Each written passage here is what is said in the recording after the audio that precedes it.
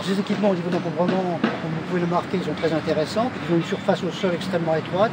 Si on voulait les remplacer par des bacs, il faudrait 6 bacs de 800 litres, ce qui représente une surface importante, ce qui représente de la manipulation.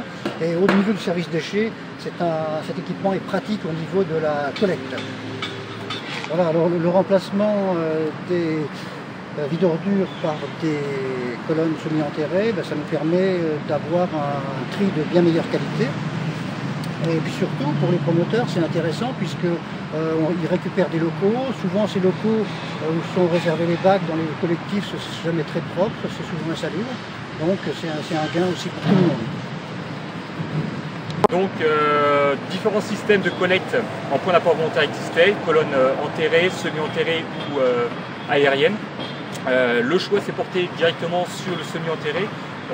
D'un point de vue technique, les travaux d'aménagement étaient beaucoup plus simples que les colonnes enterrées, ce qui entraînait aussi un coût moins important de génie civil à réaliser pour une implantation et une réalisation identique dans les différents locaux.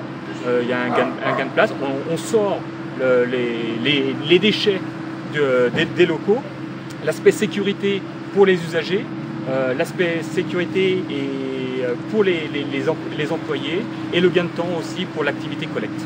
Du coup, c'est vrai que c'est un concept le point d'apport volontaire se développe de plus en plus et la mise en place de colonnes semi-enterrées permet aussi